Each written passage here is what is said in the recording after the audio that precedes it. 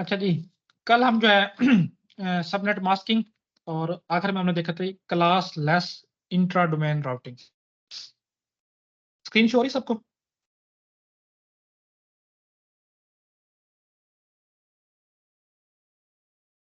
Sir screen show हो रही है, स्लाइड नहीं शो हो रही। स्क्रीन अच्छा, मैं दोबारा करता हूँ, एक मिनट।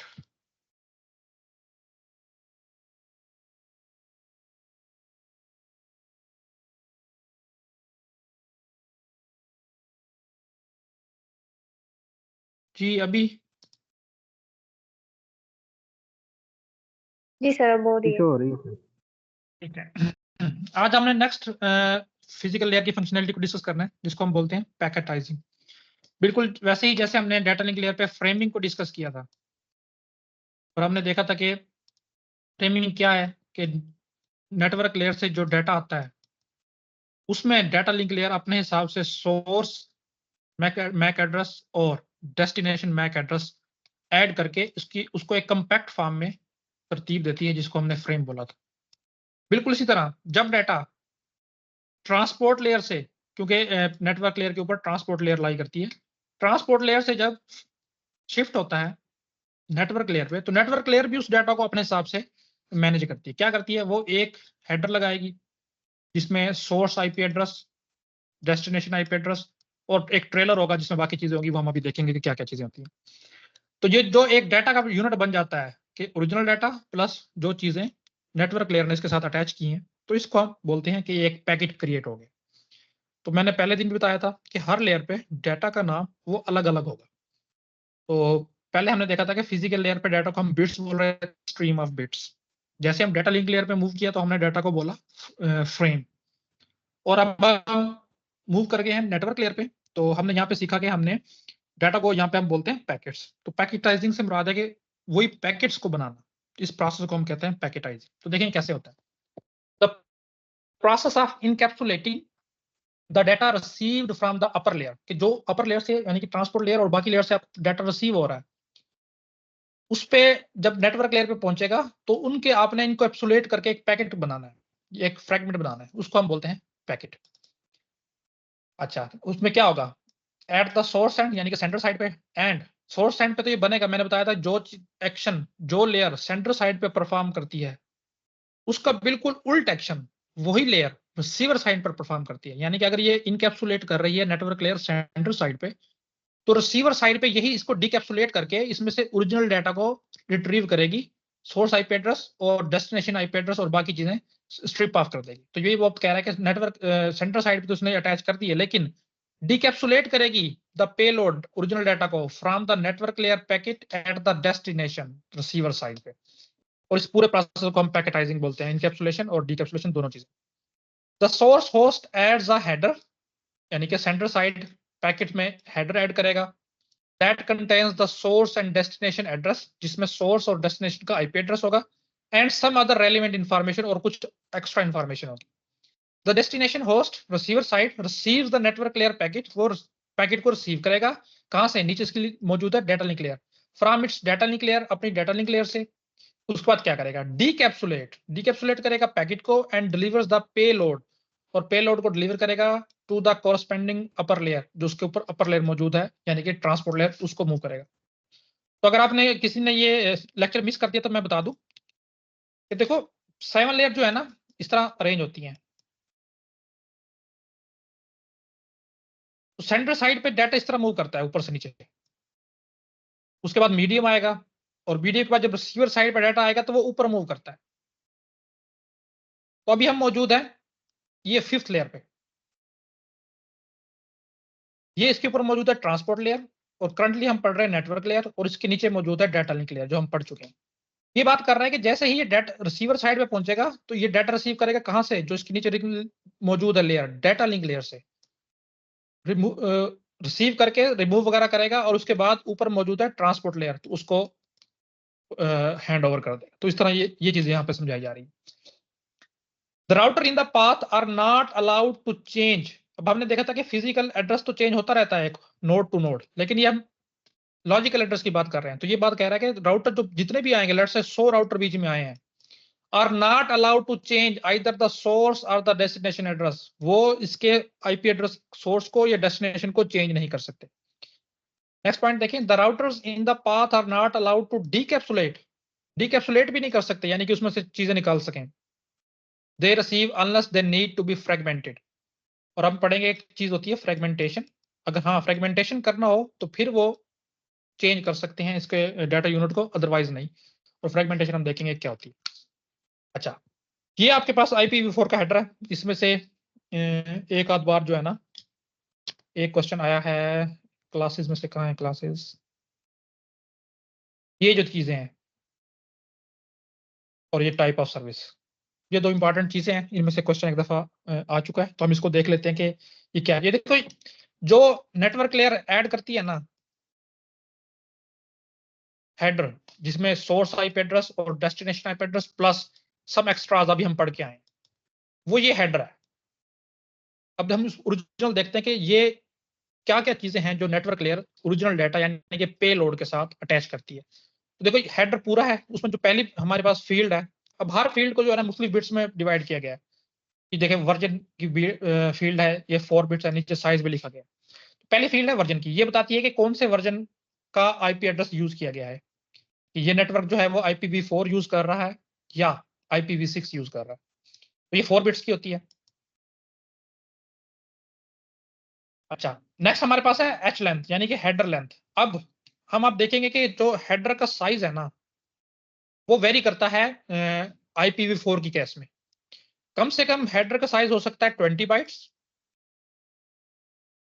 और मैक्सिमम जो साइज हो सकता है वो हो सकता है 60 बाइट्स। ये हेडर की बात हो रही है जो नेटवर्क लेयर अटैच करती है, ओरिजिनल डाटा की नहीं। ओरिजिनल डाटा तो हमारे पास बहुत ज्यादा बाइट्स का हो सकता है। तो ये हेडर साइज जो है ना IPv4 का वेरी करता है, कम से कम 20 बाइट्स का और ज्यादा से ज्यादा 60 बाइट्स का। तो ये जो फील्ड है second H length, header length, ये बताती है कि आपके इस वक्त जो अटैच किया गया हेडर उसकी लेंथ कितनी है। और इसमें ये भी 4 बिट की होती है। तो देखो 4 बिट में जो मैक्सिमम वैल्यू आ सकती है ना, वो आपके पास आ सकती है, अगर मैं सारों को 1 1 भी कर दूं, 1 2 3 3 और 4 7 7 और 8 15, मैक्सिमम वैल्यू 15 आ सकती है इसमें। तो जो इसके अंदर वैल्यू दी गई होगी ना, उसको अपने 15 के साथ 4 के साथ मल्टीप्लाई करना है, तब आपके पास ओरिजिनल वैल्यू आएगी। लेकिन लाइक के चारों बिट्स 1 1 है, तो इसका मतलब है कि ये 60 साइज है, लेकिन ये 15 बनता है, आप 4 से मल्टीप्लाई करोगे तो 60। लेट्स से इसके अंदर 0 0 0 1 इस तरह लिखा हुआ, लेकिन ये तो हो नहीं सकता क्योंकि 20 बाइट्स कम से कम होगा। लेट्स से इसमें लिखा हुआ है 0 या 1 0 1 1 इस तरह करके लिखा हुआ है। तो उसको आप 4 से मल्टीप्लाई करोगे तो आपके पास हेडर की ओरिजिनल लेंथ निकल आएगी। तो इसका कहने का मतलब ये है कि हेडर लेंथ के अंदर जो भी वैल्यू लिखी होगी उसको अपने 4 के साथ मल्टीप्लाई करना है, तब आपके पास ओरिजिनल हेडर की जो लेंथ है वो आपको पता चल जाएगी। अच्छा जी, आगे हम मूव करते हैं टाइप ऑफ सर्विसेज। इसमें हमारे पास लो डिले आ सकता है, हाई थ्रूपुट्स आ सकता है, रिलायबिलिटी वगैरह आ सकती है। ये 3 4 चीजें हैं। अच्छा, इसके बाद देखो नेक्स्ट हमारे पास जो फील्ड है वो टोटल लेंथ की है। टोटल लेंथ से क्या मुराद है कि आपके पास जो हेडर की लेंथ है, हेडर लेंथ प्लस डाटा, इन दोनों को मिला के इस पैकेट का साइज कितना है। लेट्स से कि मेरे पास डाटा था 60 बाइट्स और हेडर अटैच किया गया है 25 बाइट का, तो टोटल मेरे पास 85 बाइट्स का ये पैकेट क्रिएट हुआ है। तो वो हमें पता चलेगा इस फील्ड से देख के कि इस वक्त इस पैकेट का टोटल साइज कितना है, टोटल लेंथ की फील्ड से। नेक्स्ट हमारे पास आइडेंटिफिकेशन है। जब हम फ्रेगमेंटेशन करते हैं तो हम हर फ्रेगमेंट को एक नंबर अटैच करते हैं जो उसको आइडेंटिफाई करवाता है। ये हम आगे देखेंगे। तो ये बिट, ये जो फील्ड है उस मकसद के लिए यूज होती है कि आपने उस फ्रेगमेंट को क्या नंबर दिया है, उसकी आइडेंटिफिकेशन क्या है। अच्छा, नेक्स्ट हमारे पास 3 फ्लैग्स हैं और इनमें से हर एक का साइज जो है वो 1 बिट है। तो पहला हमारे पास RES का है, दूसरा हमारे पास DF का है और तीसरा हमारे पास MF का है। RS के जो है ये रिजर्व है कि फ्यूचर पर्पज के लिए हमें कोई और फ्लैग क्रिएट करना पड़ गया तो हम उसकी वैल्यू यहाँ पे करेंगे। तो अभी यहाँ पे जो है ना कोई भी कह लो कि किसी मकसद के लिए रिजर्व बिट यूज नहीं होती। जो नेक्स्ट बिट है हमारे पास वो DF है, डोंट फ्रेगमेंट का है। देखो अगर आप, जब डाटा आपका सेंटर एंड से निकलेगा और उसका साइज इतना बड़ा है कि उसको फ्रेगमेंट्स में तकसीम किया जा सकता है, लेकिन आप चाहते हो कि मेरा पैकेट जो है ना वो सिंगल एंटिटी की सूरत में रिसीवर तक पहुंचे, वो उसकी वजूहत हो सकती है। तो अपने उस पैकेट में IPv4 का जब हेडर अटैच करने दोगे तो डीएक्टिवेट कर दोगे। तो जो भी राउटर इस पैकेट को रिसीव करेगा, जो बीच में इंटरमीडिएटरी राउटर्स आएंगे, वो फ्रेगमेंटेशन करने से पहले इस बिट को चेक करेगा। अगर तो इस बिट की वैल्यू हुई 1 तो वो फिर उसकी फ्रेगमेंटेशन नहीं करेगा, वो पूरे के पूरे को डाटा का जो यूनिट है या पैकेट है उसको आगे मूव कर देगा। अगर इसकी 0 हुई तो फिर वो आजाद है कि वो फ्रेगमेंटेशन कर भी सकता है या नहीं भी कर सकता। इससे नेक्स्ट जो हमारे पास फ्लैग है वो है MF का, मोर फ्रेगमेंट। लेट्स से कि जब आपने सेंडर से डाटा सेंड किया तो पहले राउटर ने उसको 3 फ्रेगमेंट्स में डिवाइड कर दी। 3 फ्रेगमेंट्स बने तो पहले फ्रेगमेंट में वो MF की बिट को 1 करेगा कि इसके बाद और भी फ्रेगमेंट इसी डाटा के हैं। इसी तरह जब दूसरा फ्रेगमेंट बनेगा उसमें भी ये मोर फ्रेगमेंट की बिट को 1 करेगा कि इसके बाद भी कोई पैकेट है। लेकिन जब लास्ट पैकेट आएगा उसमें ये MF बिट को 0 कर देगा कि भाई ये लास्ट पैकेट है, इसके बाद इस डाटा के कोई और फ्रेगमेंट नहीं है। तो ये बताता है कि इंटरमीडिएटरी राउटर्स को बताता है कि जो ये पैकेट मेरे पास या फ्रेगमेंट पहुंचा है, क्या इसके कोई और भी फ्रेगमेंट्स हैं। अगर वो MF की बिट को 1 होगा इसका मतलब है कि कोई और भी इसका फ्रेगमेंट आएगा, तो ये लास्ट है या ये सर सिंगल है। आपकी आवाज तो ये ब्रेक हमारे हो पास रही है 3 बहुत फ्लैग्स हैं ज्यादा। जो इस काम के लिए।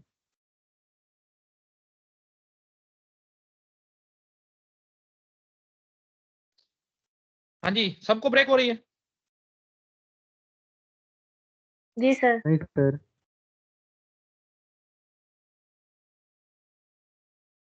चलें देखें, अगर मजीद रहती है तो फिर मैं नेटवर्क को स्विच करता हूँ। अच्छा, नेक्स्ट हमारे पास है फ्रेगमेंट ऑफसेट की बिट।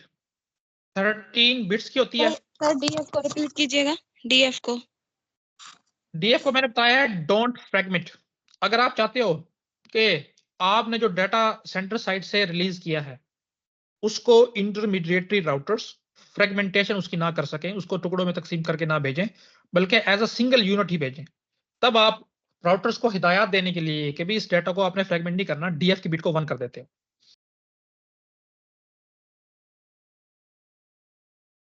ठीक है। जी सर ठीक है। अच्छा, फ्रेगमेंट ऑफसेट जो ऑफसेट का होता है, लेट्स से कि एक ओरिजिनल डाटा का 5 फ्रेगमेंट किए गए हैं या कितने भी किए गए, लेट्स से 6 किए गए, तो फ्रेगमेंट ऑफसेट बताएगा कि मेरे से आगे या मेरे से पीछे कितने इस डाटा के यूनिट जा चुके। जो ऑफसेट होती है जैसे अरे का ऑफसेट होता है वो बताता है कि लेट्स से अगर कोई एलिमेंट 5 पे मौजूद है वो बता सकता है कि मुझसे पहले 4 एलिमेंट मौजूद है, तो ये बताता है कि ऑफसेट के मुझसे पहले इसी डाटा के कितने फ्रेगमेंट्स हो चुके हैं। ऑफसेट के लिए यूज होता है। अच्छा, नेक्स्ट हमारे पास जो फील्ड है वो है टाइम टू लिव, TTL भी इसको बोलते हैं। 8 बिट्स की होती है। देखो, अगर किसी वजह से कोई फ्रेगमेंट या कोई डाटा लूप में फंस गया है, डेस्टिनेशन तक नहीं पहुंच पा रहा, लेट्स से ये कुछ राउटर्स हैं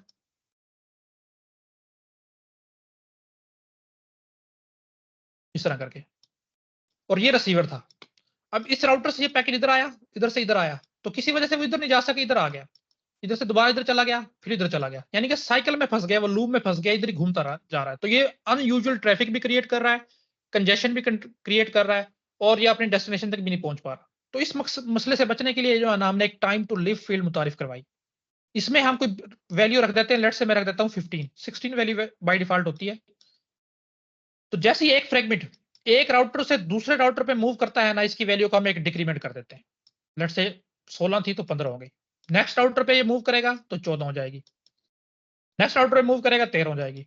इस तरह अगर ये लूप में फंस भी गया तो जैसे ही इसकी वैल्यू 0 होगी, यहाँ पे कभी ना कभी तो जाहिर लूप में फंस के हो जाएगी 0 वैल्यू, तो तब जिस राउटर के पास ये उस वक्त होगा और इसकी टाइम टू लिव हो जाती है बिट 0, तो ये उसको डिस्कार्ड कर देगा, आगे मूव नहीं करेगा।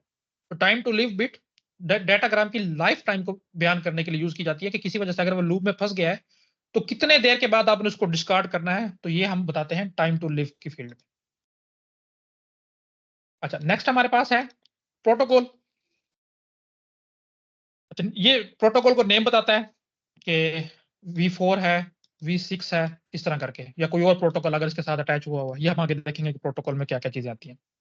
हेडर चेकसम 16 बिट की फील्ड है एरर चेकिंग के लिए, जो हम चेकसम कैलकुलेट करते हैं, हम डाटा लिंक लेयर में पढ़ के आए हैं, वो यहाँ पे जो है ना अटैच किया जाता है या बताया जाता है।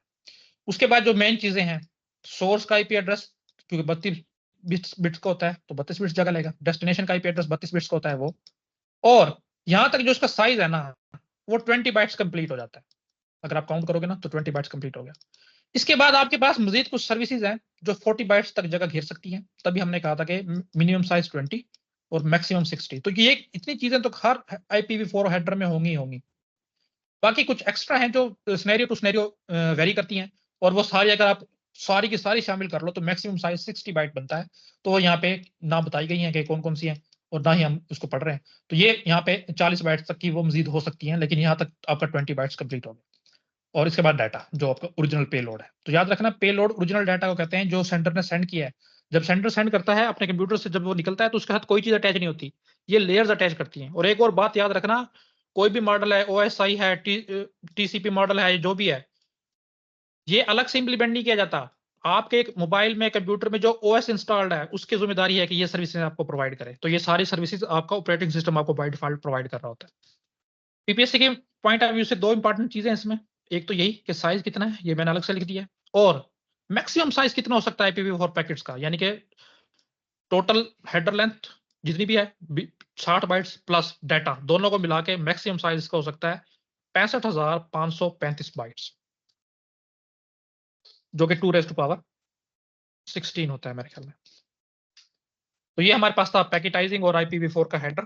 अब हम इसकी नेक्स्ट फंक्शनैलिटी को देखते हैं, जो कि हमारे पास है राउटिंग। देखो राउटिंग होती क्या है, मैंने कल भी थोड़ा सा आपको आइडिया दिया था। राउटिंग ये होती है कि जब इंटरमीडिएट राउटर्स होते हैं, आप कभी भी जो है ना सेंडर और उसको रिसीवर को डायरेक्ट अटैच नहीं करते आपके। और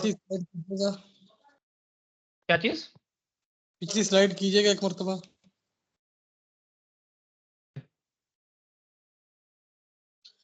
सर ये हेलन 4 बिट ये क्या चीज है? ये जरा सर मैं जरा लेट आया था, मुझे ये स्किप हो गया था। हेडर लेंथ कि आपने जो अच्छा। हेडर अटैच किया है उसकी लेंथ कितनी है ये बताती है। मैंने बताया कि इसमें जो भी वैल्यू होगी उसको आपने 4 के साथ मल्टीप्लाई करना, तो आपको हेडर लेंथ मिल जाएगी। लेट्स से इसमें 4 बिट्स में बड़ी से बड़ी वैल्यू आ सकती है 1111 जो कि 15 बनती है। 15 को 4 से मल्टीप्लाई करो, जो आप आएगा 60। तो ये बता रहा है कि आपके इस वक्त हेडर का साइज 60 बाइट्स है। क्योंकि ये फिक्स नहीं है तो हमें बताना पड़ता है। देखो आगे हम देखेंगे जिसमें हेडर का साइज फिक्स होता है तो उसमें हेडर लेंथ को रखने की जरूरत है नहीं, क्योंकि हमें पता है कि हमेशा साइज जो है ना 20 बाइट्स ही होगा। आगे हम देखेंगे जिसमें 20 बाइट्स वाले भी आएंगे, तो उसमें बेशक हेडर लेंथ ना भी रखें तो कोई मसला नहीं, लेकिन इसमें हमें बताना पड़ता है क्योंकि इसमें साइज वेरी करता है। किसी का 21 बाइट्स हो सकता है, किसी का 22, किसी का 25, किसी का 23, कुछ भी हो सकता है। तो हमें ये बताना पड़ता है कि इसका कितना साइज है। तो देखो जी, राउटिंग है हमारे पास। राउटिंग क्या होती है कि जैसे इसको सेंडर से कोई पैकेट निकलता है, डाटा निकलता है, तो वो डायरेक्ट रिसीवर तक कभी भी नहीं पहुंचता। बीच में काफी सारे राउटर्स होते हैं, थाउजेंड्स ऑफ राउटर हो सकते हैं आपके और रिसीवर के बीच में, और ये पैरेलली, सीक्वेंशियली, सीरीजली किसी तरह से भी अटैच हो सकते हैं। तो मतलब कहने का ये है कि रिसीवर के पास पहुंचने के आपके पास एक से ज्यादा पाथ होते हैं। तो राउटिंग कहते हैं कि आपने वो पाथ ढूंढना है, फाइंड आउट करना है जिसकी कॉस्ट कम से कम हो। इसी प्रोसेस को बोलते हैं राउटिंग। राउटिंग से मुराद ये नहीं पैकेट को फॉरवर्ड करना, नहीं, कि आपने पैकेट तो फॉरवर्ड करने हैं लेकिन ऐसे पाथ से करने हैं जिसकी कॉस्ट कम से कम हो। ये राउटिंग की कंप्लीट डेफिनेशन। तो देखो, process of moving data from one device to another device, routing की डेफिनेशन आ चुकी है। इसकी मजीद हम इसमें देखते हैं। In a network there are number of routes available. एक राउट नहीं होता सोर्स से डेस्टिनेशन तक, काफी सारे होते हैं। The network layer specifies some strategies. तो नेटवर्क लेयर कुछ स्ट्रेटजीज को अपनाती है, किस लिए? Find out the best possible route, उन नंबर ऑफ राउट में से बेस्ट पॉसिबल ढूंढने के लिए, और इसी का हम राउटिंग कहते हैं। There are number of routing protocols that are used in this process. Routing करते कैसे हैं? हमारे पास प्रोटोकॉल्स हैं, उनके थ्रू हम करते हैं। हर राउटर में कोई ना कोई राउटिंग प्रोटोकॉल इंप्लीमेंट हुआ होता है, उसके बिना पे वो डिसाइड करता है कि कौन सा राउट या कौन सा रास्ता जो है ना वो ऑप्टिमल है। Router is always configured with some default route. अच्छा, लेट्स से कि किसी वजह से आपने डाटा भेजा है एक राउटर को, और उसके पास उसको पता नहीं है कि मैंने इसको कहाँ फॉरवर्ड करना। तो इस सूरत में ना हर राउटर के पास एक डिफॉल्ट राउट होता है। मतलब अगर ये 15-20 राउटर है ना, इनको नहीं पता कि अगर कोई ऐसा पैकेट आ जाता है जिसकी एंट्री मेरे पास नहीं है तो मैं वहां कहां भेजूंगा, तो वो सारे के सारे एक स्पेसिफिक राउटर के पास उसको भेज देते हैं। जैसे मैं अगर अपनी एग्जांपल दूं कि मेरे राउटर को नहीं पता कि ये स्पेसिफिक मैंने डाटा जो भेजना है वो कहां भेजना है, तो वो मेरे जो आईएसपी है यानी कि पीटीसीएल, इसका जो यहाँ पे एक्सचेंज है वहां पे जो बड़ा राउटर लगा हुआ है वहां तक भेज देते हैं। तो इसको बोलते हैं डिफॉल्ट राउट। अगर आपको पता है तो फिर तो आप वहां उसी नोड पे फॉरवर्ड कर दो, अगर आपको नहीं पता फिर आप डिफॉल्ट राउट पे जो है ना उसको सेंड कर दो। ये राउटिंग से इंपॉर्टेंट कुछ चीजें थी, अब हम इसको मजीद देखते हैं कि क्या चीजें हैं। अच्छा देखो, अभी हम बेस्ट पाथ की बात कर रहे हैं। तो बेस्ट पाथ जो है ना जी सर। वो नेटवर्क टू नेटवर्क वेरी कर सकता है, कि किसी नेटवर्क में बेस्ट पाथ की जो है डेफिनेशन वो अलग हो सकती है, किसी और नेटवर्क में बेस्ट पाथ की डेफिनेशन है वो अलग हो सकती है। जो most of the time use होती है और जिस पे जितने भी एल्गोरिथम है वो एवेल्युएट होते हैं वो है हॉप काउंट। हॉप काउंट से मुराद है कि इंटरमीडिएटरी कितनी नोड्स को आपके पैकेट ने ट्रेवल किया है। लेट्स से वो 4 राउटर ट्रेवल करके आया तो उसकी कॉस्ट है 4, कोई 11 करके आया तो उसकी कॉस्ट है 11। तो जाहिर है फिर 4 वाला हम कहेंगे ये बेस्ट है। तो जिसकी हॉप काउंट कम होगी हम कहेंगे वो राउटर या वो रास्ता, वो पाथ, वो राउट जो है वो हमारे पास बेस्ट है या ऑप्टिमल है। तो हम ये सारे के सारे हॉप काउंट के बिना पे ही फैसले करेंगे जितने भी हम आगे एल्गोरिथम देखेंगे। अब हम कुछ राउटिंग की टाइप्स को देख लेते हैं। देखो, एक होती है स्टैटिक राउटिंग। जितने भी आप सीसीएनए लेवल पे राउटिंग करते हो ना वो most of the time static होती है विद इन एन ऑर्गेनाइजेशन। तो आप स्टैटिक कर लेते हो। क्या होती है कि आपको खुद से जो नेटवर्क एडमिनिस्ट्रेटर होता है खुद से राउटर का इंटरफेस खोल के वो बताता है कि इस पोर्ट पे जो राउटर के साथ अटैच है कंप्यूटर या डिवाइस, उसका आईपी एड्रेस मैंने ये देना है, वो खुद से असाइन करता है। और अगर कोई पैकेट आता है तो उसको इस पोर्ट के साथ मैंने आउटबाउंड करना है, वो सारा कुछ खुद बताता है। तो ये होगी स्टैटिक राउटिंग। एक डिफॉल्ट राउटिंग है जिसको आप अभी पढ़ के आ रहे हैं कि अगर आपको नहीं पता कि कोई पैकेट कहाँ फॉरवर्ड करना है तो फिर एक स्पेसिफिक या डिफॉल्ट राउट होता है, उस पर आप उसको भेज देते हो। और जो हमारे इंटरेस्ट की चीज है वो है डायनामिक राउटिंग। डायनामिक राउटिंग ये है कि राउटर जितने भी आपके नेटवर्क के साथ अटैच हैं वो खुद ब खुद अपने आप को एडजस्ट करते हैं पीरियडिकली, कि हाँ यार ये बेस्ट पाथ मुझे लग रहा है तो मैं पैकेट को इस पे फॉरवर्ड करूंगा, ये मुझे लग रहा है। अच्छा, किसी वजह से कोई प्रॉब्लम आ जाता है तो वो फिर अगला नेक्स्ट पार्ट बेस्ट पाथ ढूंढता है। यानी कि रन टाइम पे जो है ना राउटर फैसला करते हैं कि इस पैकेट को मैंने किस पाथ से फॉरवर्ड करना है। तो इसमें हमारे पास 2 प्रोटोकॉल है, एक हमारे पास RIP और एक है OSPF। अब ये RIP और OSPF क्या है इनको हम देख लेते हैं। देखें उससे पहले हम राउटिंग प्रोटोकॉल्स की डोमेन देख लेते हैं। एक है हमारे पास इंट्रा डोमेन राउटिंग प्रोटोकॉल और एक है इंटर डोमेन राउटिंग प्रोटोकॉल। अच्छा, इसमें एक लफ्ज आएगा ऑटोनोमस नेटवर्क। ऑटोनोमस नेटवर्क क्या होता है, इसकी सिंपल सी डेफिनेशन में बता दूं, ऐसा नेटवर्क जो सिंगल एडमिनिस्ट्रेटर के अंडर काम कर रहा हो। जैसे क्या यूनिवर्सिटी है, उसमें एक नेटवर्क एडमिनिस्ट्रेटर है, वो यूनिवर्सिटी के पूरे नेटवर्क को मैनेज कर रहा है, तो यूनिवर्सिटी का ये नेटवर्क ऑटोनोमस नेटवर्क है। इसी तरह एक सिटी में अल्टीमेटली कोई पावर बैठा है, assistant director network for example, वो इस सिटी में जितने भी छोटे छोटे नेटवर्क हैं एज अ होल उन सबको मैनेज कर रहा है। तो ये सारा असिस्टेंट डायरेक्टर जो है ये एक सिटी का और सिटी एक ऑटोनोमस नेटवर्क है। तो इसका आप ऐसे डिफाइन कर सकते हो कि ऐसा नेटवर्क जो किसी सिंगल एडमिनिस्ट्रेटर के अंडर काम कर रहा हो उसको आप ऑटोनोमस नेटवर्क बोल सकते हो। तो देखो इंटर डोमेन क्या है, with in an autonomous network, यानी कि एक नेटवर्क है उसके अंदर वो सिटी भी हो सकता है, स्टेट भी हो सकती है, लेकिन एक सिंगल एडमिनिस्ट्रेटर के अंडर काम कर रही है। यानी कि आप कह सकते हो कि एक मेन राउटर एक है उसका, तो इसके अंदर जितनी भी राउटिंग होगी उसको जो प्रोटोकॉल देखते हैं वो इंटर डोमेन राउटिंग प्रोटोकॉल है, इंट्रा डोमेन, ठीक है, याद रखना है। और उसमें जो हमारे पास काम करता है सबसे फेमस वो है OSPF, open shortest path first.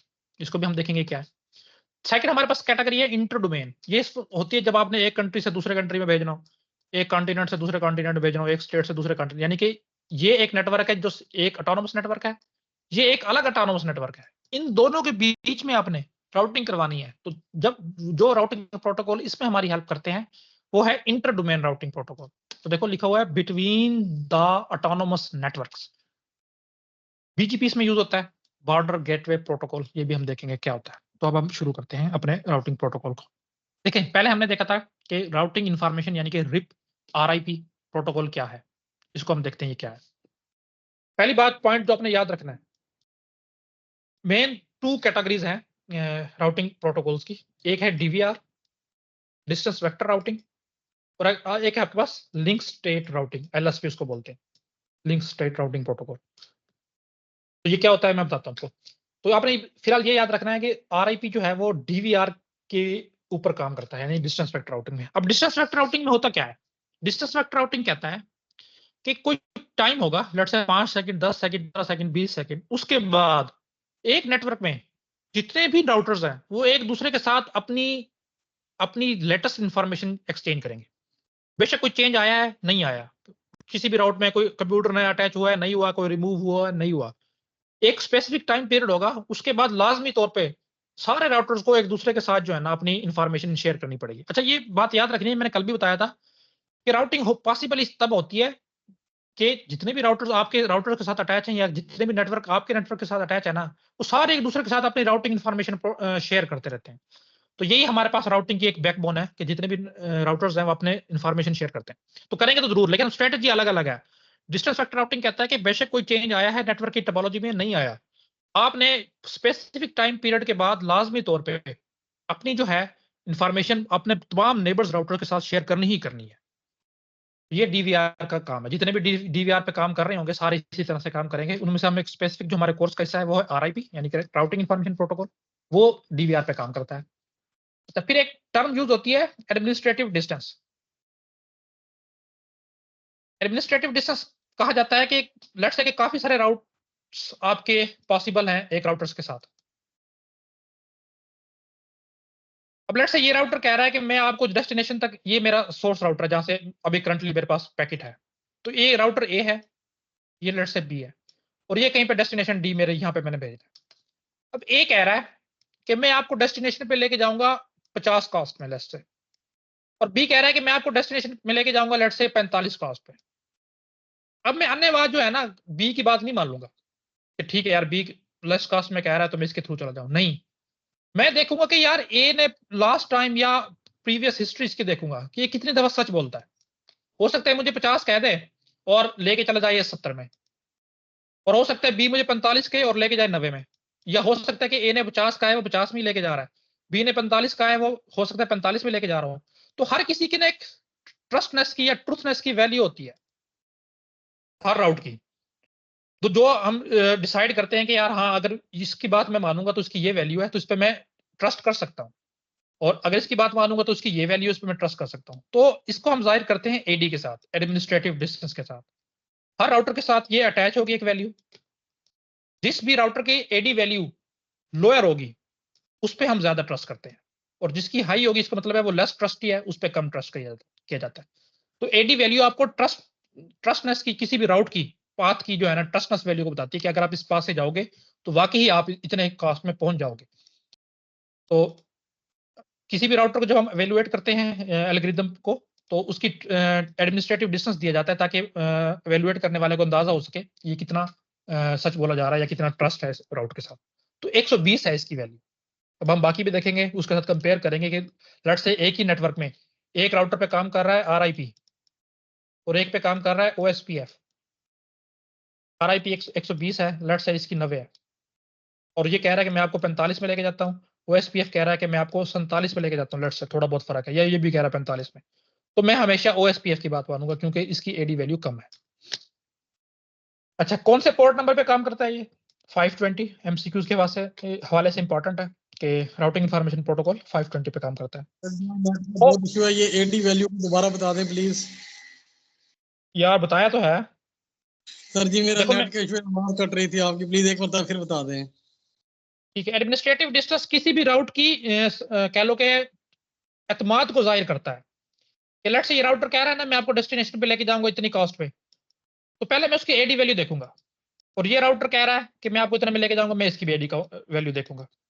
तो जिसकी एडी वैल्यू कम हुई ना मैं वो राउट प्रेफर करूंगा कि मैं इसके थ्रू जाऊं, क्योंकि इसका मतलब ये होता है कि पास में जब जब मैं इस राउटर से गया हूं तो इसने मुझे वाकई ही उतने ही कॉस्ट में पहुंचाया जितना ये बता रहा था, इसलिए इसकी एडी वैल्यू कम है, यानी ये इस पे एतमाद किया जा सकता है, रिलायबल है ये।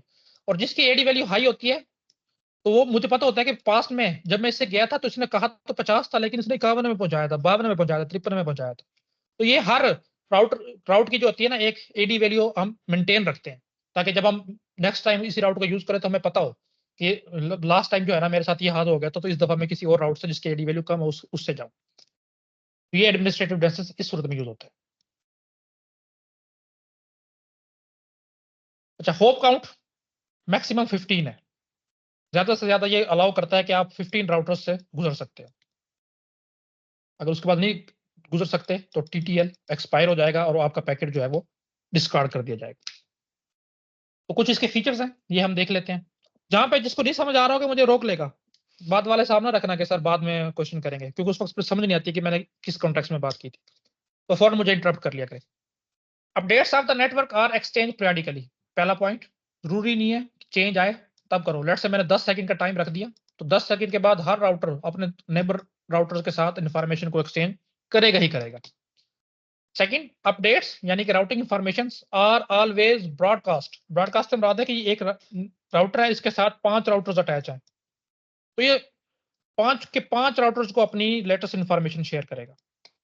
अच्छा, एक बात जो मैं इसमें लिखना भूल गया कि आरआईपी जो है ना अपना पूरा टेबल, राउटिंग टेबल शेयर करता है, और जो हमारे पास ओएसपीएफ आएगा वो सिर्फ और सिर्फ कास्ट वाला जो कॉलम है वो शेयर करेगा। ये आएगा, मैं बता दूंगा। फुल राउट, हाँ बल्कि आगे लिखा हुआ है, full routing tables are sent in update, कि जो आपने एक हम देखेंगे कि राउटिंग टेबल होता कैसे है आगे जाके। अभी तो जो पूरा राउटिंग टेबल होगा आरआईपी में वो पूरे का पूरा शेयर किया जाएगा, कोई स्पेसिफिक कॉलम शेयर नहीं किया जाएगा। अच्छा, नेक्स्ट पॉइंट देखो, routers always trust routing information received from neighbour routers. अब आपके पास कोई चारा नहीं है कि अगर ये कह रहा है ना मैं आपको डेस्टिनेशन पे 4 कास्ट तक लेके जाऊंगा और ये कह रहा है 5 पे, तो आप इन्हीं पे एतबार करोगे। एतबार वाला कौन सा होगा? जिसकी एडी वैल्यू होगी। तो ये बात लिखी गई है कि आपको एतबार करना ही पड़ता है। This is also known as routing on rumours. इसका दूसरा नाम ये भी है कि राउटिंग ऑन र्यूमर्स। हो सकता है कि ठीक हो सकता है ठीक ना हो। तो ये हमारे पास कुछ फीचर्स थे। अब हम इसकी प्रैक्टिकल इंप्लीमेंटेशन देख लेते हैं। आप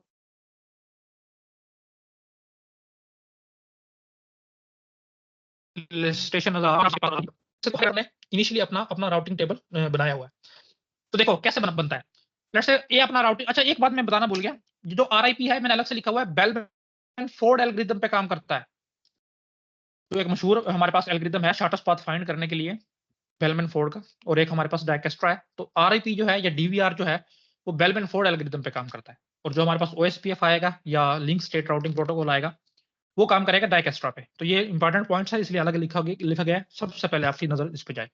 तो देखो ए ने अभी अपना राउटिंग टेबल बिल्ड करना शुरू किया, ये सारे डायनामिक राउटिंग में आते हैं, याद रखना है। देखो ए ने अपना बिल्ड करना शुरू किया। अब ए कैसे करेगा? जैसे कोई भी ग्राफ का शॉर्टेस्ट पाथ फाइंड करने का एल्गोरिथम करता है, वो देखेगा कि ए से ए पे पहुंचने का कितनी है, 0। तो वो अपने टेबल में पहले एंट्री करेगा कि राउटर नंबर ए, और अगर मुझसे उस तक जाना है तो कास्ट 0, और नेक्स्ट बताता है कि किस राउटर के थ्रू जाना है। तो मुझे किसी की जरूरत नहीं है, मैं खुद ही पहुंच सकता हूं उस तक। तो यहाँ पे मैंने खाली छोड़ दिया कि नेक्स्ट मुझे किसी की जरूरत नहीं है। फिर मैं देखूंगा कि मेरे साथ डायरेक्ट कौन अटैच है, ए से बी अटैच है, तो मैं लिखूंगा भी एक और राउटर या नेटवर्क मैंने ढूंढ लिया जिसका नाम है बी, और उस तक मैं पहुंच सकता हूँ 5 कास्ट में। और कैसे पहुंच सकता हूँ? क्या बीच में कोई और राउटर आएगा? नहीं, डायरेक्ट अटैच है, तो बी में नेक्स्ट में कुछ भी नहीं लिखूंगा, खाली छोड़ दिया। इस तरह फिर मैंने चेक किया कि मैं सी के साथ भी अटैच हूँ, तो मैंने लिखा कि एक और नेटवर्क मैंने फाइंड कर लिया, राउटर फाइंड कर लिया जिसका नाम है सी, और उस तक मैं पहुंच सकता हूँ 2 होप काउंट में। तो मैंने यहाँ पे कास्ट 2 लिख दी। तो बीच में क्या कोई मेरी मदद कर रहा है? नहीं, मैं डायरेक्ट जा रहा हूँ, तो यहाँ पे मैंने स्लैश या नल डाल दिया।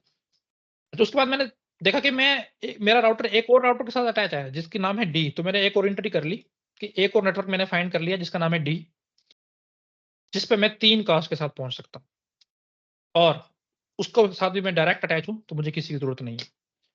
अभी देखो ई के साथ मैं डायरेक्ट अटैच नहीं हूँ, मुझे ई का नहीं पता कुछ, तो अभी मैंने एंट्री मतलब फिलहाल तो नहीं होगी, क्योंकि मुझे अभी पता ही नहीं कोई एग्जिस्ट करता है भी नहीं, लेकिन क्योंकि बाद में होनी है तो मैंने लिख ली। लेकिन अभी के लिए आप ये समझो कि ये सिर्फ और सिर्फ 4 ही।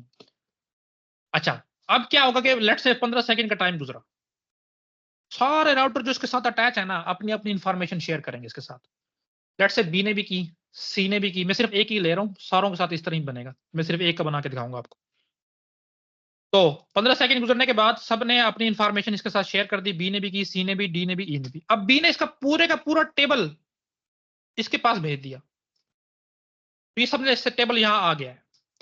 तो देखेगा ए कि अच्छा यार मैं ए पे जा सकता हूँ 0 के साथ, तो देखता हूँ बी ए पे कितना जा रहा है, तो वो तो जा रहा है 5 पे। मैं कहूँगा नहीं मेरे बेस्ट है, तो मैं इसको चेंज नहीं करता। उसने अब देखना है कि उसके राउटिंग टेबल के साथ कि क्या कोई ऐसी कास्ट है जो मेरे से कम है, तो फिर मैं देखूंगा कि उस पर मुझे जाना चाहिए नहीं। अगर तो ज्यादा है फिर मैं नहीं जाऊंगा।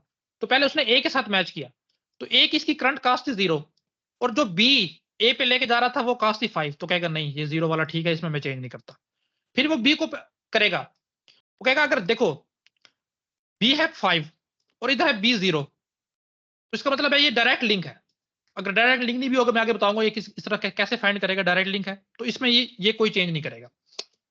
अच्छा नेक्स्ट देखो सी है, सी में इसकी कास्ट है 2 और सी इसको लेके जा रहा है 4 कास्ट में, तो ये कहेगा नहीं ये जो मेरे साथ अटैच है ना यही ठीक है, मैं अपने कम है, मैं इसको चेंज नहीं करता। और फिर वो डी के साथ अटैच करेगा, तो देखेगा मैं मेरी जो मौजूदा कास्ट है डी पे पहुंचने की वो है 3, और सी मुझे लेके जा रहा है इन्फिनिटी में, वो कहेगा नहीं इस पे मैं नहीं करता। अच्छा पूरा टेबल शेयर किया तो उसको पता चल गया अच्छा ये कोई नया राउटर भी है जिसके साथ ई अटैच है, मैं अटैच नहीं हूं, और ई मुझे उसकी कास्ट उसके पास लेके जाएगा 3 कास्ट में, वो कहेगा हाँ ये अब ठीक है। तो पहले उसने इन्फिनिटी लगाया हुआ था, यानी तो उसको पता ही नहीं था। अब वो नई एंट्री करेगा, वो कहेगा भी देखो ई एक नया राउटर मैंने फाइंड कर लिया, और उस पर मैं पहुंचूंगा किस पे, कौन मुझे लेके जाएगा, नेक्स्ट में लिखेगा बी, कि बी लेके जाएगा। और कितनी कास्ट में लेके जाएगा 3, लेकिन देखो बी के पास पहुंचने की मेरी कास्ट कितनी है 5, तो टोटल में लिखूंगा कि पहले मैं बी तक पहुंचूंगा 5 कास्ट में, और फिर बी मुझे ई तक लेके जाएगा 3 कास्ट में, यानी कि बी 5 + 3 टोटल कास्ट बनेगी 8, तो इसको वहां पे ये 8 लिख देगा। अब सिर्फ बी ने इसके साथ अपना राउटिंग टेबल शेयर किया है, अब सी भी करेगा। जैसे सी करेगा ये सी का सारा राउटिंग टेबल इसके पास चला जाएगा, ये बिल्कुल इसी तरह बारी बारी सबके साथ अपनी इसकी वैल्यूज को कंपेयर करेगा। अच्छा पहले ये ए के साथ करेगा, उसको पता चल जाएगा ये डायरेक्ट लिंक है, फिर बी के साथ करेगा तो उसको पता चल जाएगा ये अगर ठीक है 2 और 4 6 में पहुंचेगा, और मेरे पास अभी 5 है तो मैं इसको अपडेट नहीं करता। सी के साथ करेगा तो उसको पता चल जाएगा 0 ये डायरेक्ट लिंक है। डी के साथ करेगा इन्फिनिटी, इसको नहीं छेड़ेगा। जैसे ही वो ई के साथ करेगा तो ये कंपेयर तो सारा को साथ कर रहा है, लेकिन आपको समझ आ रही होगी कि मैं क्यों बाकी मैंने स्किप कर दी, उनमें कोई चेंज नहीं आएगा। जैसे ही ई के राउटिंग ई वाला राउट उसने शेयर 8 किया वैल्यू तो कैसे आई थी? कौन सी 8 वैल्यू कैसे आई थी? ईट कौन सी 8 8, तो देखो ई ने इसको कहा कि मैं आपको बी ने इसको कहा कि मैं ई के पास आपको 3 कास्ट में लेके जाऊंगा, और ए से बी पे पहुंचने की कास्ट है 5, तो 5 + 3 करके 8 कास्ट है।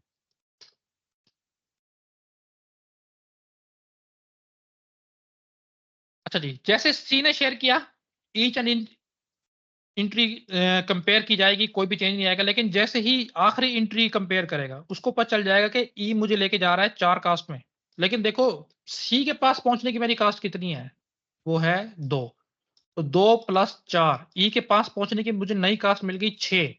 अब इस 6 को मैं कंपेयर करूंगा जो मेरे पास ऑलरेडी है 8 के साथ, तो मुझे पता चल जाएगा कि नई वैल्यू जो मैंने फाइंड की है वो है कम, तो मैं इसको 8 को खत्म करके यहाँ पे कर दूंगा 6, और बी को खत्म करके यहाँ पे मैं कर दूंगा सी, कि मैं आप ई पे 6 कास्ट में पहुंच सकता हूँ वाया सी, और बाकी सारे शेयर करेंगे, बाकी किसी के साथ कोई भी चेंज नहीं आएगा, बेशक आप करके देख लो, क्योंकि डी डायरेक्ट अटैच सिर्फ इसी के साथ है, कोई फर्क नहीं पड़ेगा।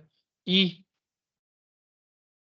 बी के साथ अटैच है, बाकी साथ क्योंकि डायरेक्ट अटैच है सिर्फ ई के साथ ही नहीं था, और उसका लिंक भी उसको मिल जाएगा, आप अगर करना चाहो तो उसको खुद से कर लेना। इसी तरह बाकी सारे राउटर बी के साथ भी करेंगे, बाकी सारे राउटर सी के साथ भी करेंगे, बाकी सारे राउटर डी के साथ भी करेंगे, और बाकी सारे राउटर्स ई के साथ भी अपना राउटिंग टेबल शेयर करेंगे, और सारे के सारे उसको अपने हिसाब से अपडेट कर लेंगे, तो सबके पास अप टू डेटेड जो है वो इन्फॉर्मेशन आ जाएगी कि ए से अगर मैंने ई पे पहुंचना है तो कम से कम कास्ट क्या है और किसके थ्रू है, अगर बी से मुझे डी पे पहुंचना है तो कम से कम कास्ट क्या है और किसके थ्रू है। तो इस तरह सारे सारे जो है ना अपना एक राउटिंग टेबल बिल्ड कर लेते हैं। तो इस तरह से ये काम करता है हमारे पास राउटिंग इन्फॉर्मेशन प्रोटोकॉल, जिसको आप लाजमी कीजिएगा, इसलिए मैंने ये खाली भी छोड़ा। एक तरफ आपने हाथ से खुद से लाजमी कीजिएगा, फिर आपको ज्यादा समझ आएगी कि कैसे काम कर।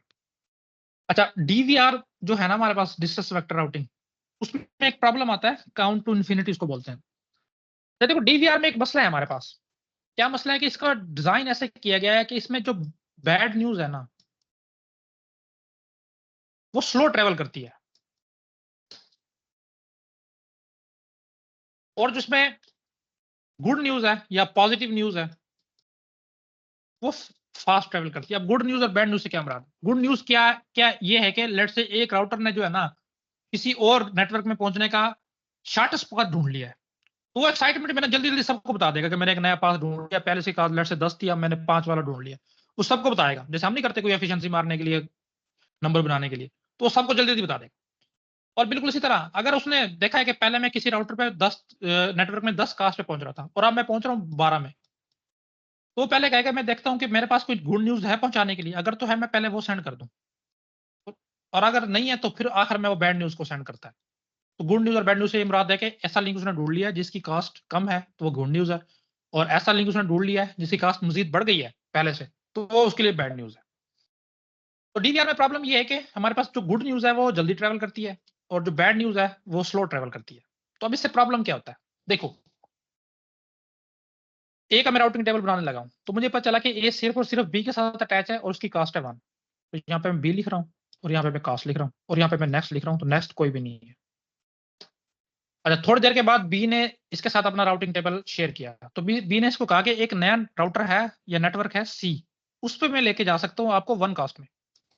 तो मैंने कहा जी ठीक है, मुझे एक नया नेटवर्क मिल गया सी जिसपे मैं 1 कास्ट पे जा सकता हूँ बी से, लेकिन बी के पास पहुंचने की कास्ट 1 है, तो 1 + 1 2 कास्ट में मैं पहुंच सकता हूँ, और नेक्स्ट में आएगा बी के वाया बी जाऊंगा। तो ये मेरा राउटर ए का जो है ना राउटिंग टेबल होगा इस वक्त। अच्छा, लेट्स से अब बी ने जो अपना राउटिंग टेबल जाहिर अपडेट किया होगा, उसी हिसाब से लेट्स से मैं बना लेता हूँ कि अगर सी पे मुझे जाना है उसकी कास्ट है 1 और वाया कुछ भी नहीं है, मैं डायरेक्ट जा सकता हूँ। ए पे मुझे जाना है तो उसकी कास्ट है 1, उसके लिए मुझे किसी जरूरत नहीं, मैं डायरेक्ट जा सकता हूँ। तो ये कुछ हमारे पास इनिशियल टेबल थे। अच्छा, अब देखो किसी वजह से ये लिंक ब्रेक हो गया।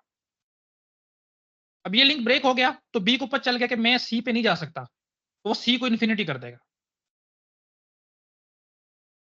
लेकिन ये इंफॉर्मेशन जो है ना वो ए के साथ अभी शेयर नहीं करेगा, क्योंकि मैंने कहा है कि बैड न्यूज स्लो ट्रेवल करती है। अच्छा, इतनी देर में लेट्स से पीरियड पूरा हो गया है, तो ए ने इसके साथ अपना राउटिंग टेबल शेयर कर दिया। ए ने अपना इसका राउटिंग टेबल शेयर किया तो उसने देखा है कि यार ए जो है ना मुझे सी के पास लेके जा सकता है और 2 कास्ट में लेके जा सकता है। तो ये क्या करेगा? ये देखेगा कि ए के पास पहुंचने की कास्ट कितनी है, वो कहेगा 1, और ए मुझे सी के पास कितनी कास्ट में लेके जा रहा है 2, तो उसको पता चल गया कि 3 कास्ट में मैं अभी भी सी के पास पहुंच सकता हूं। तो वो क्या करेगा? वो अपना राउटिंग टेबल अपडेट करेगा, इन्फिनिटी को खत्म करके यहाँ पे 3 लिख देगा।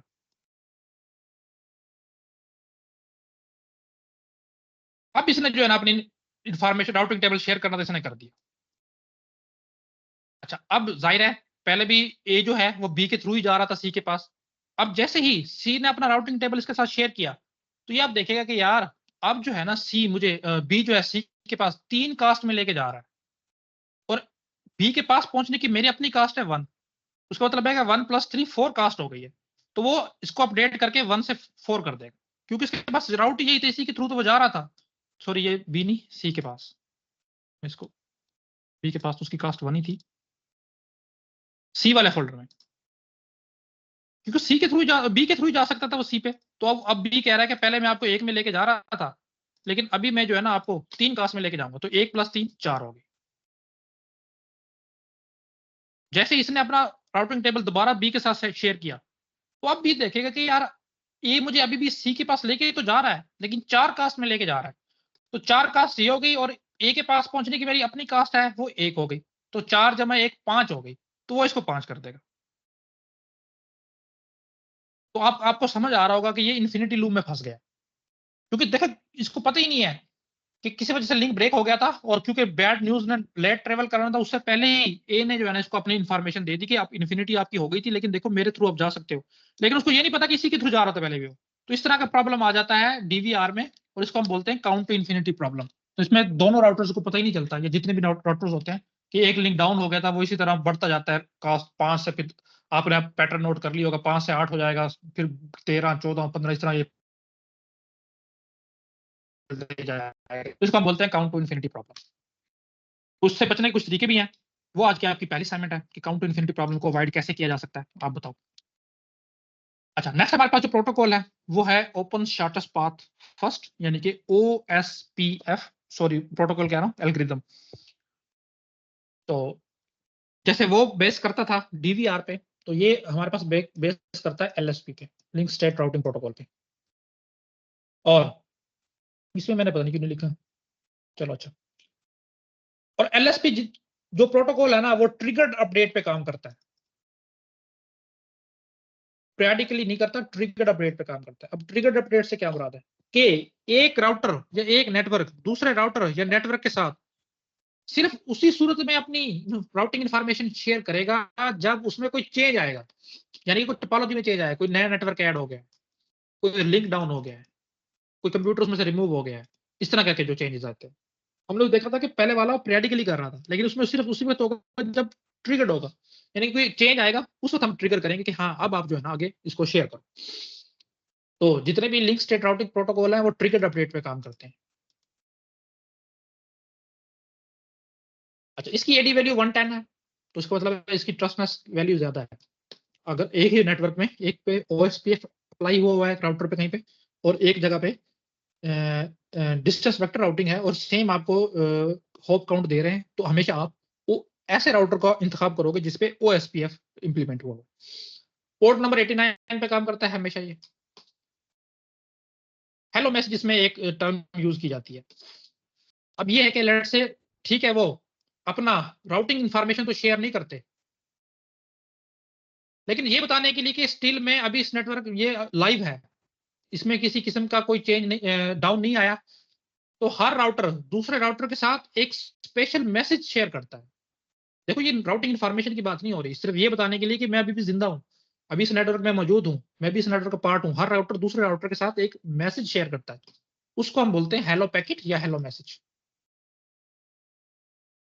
तकरीबन 10 सेकंड के बाद ये शेयर करेगा, ये बताने के लिए कि मैं अभी इसी नेटवर्क का हिस्सा हूं।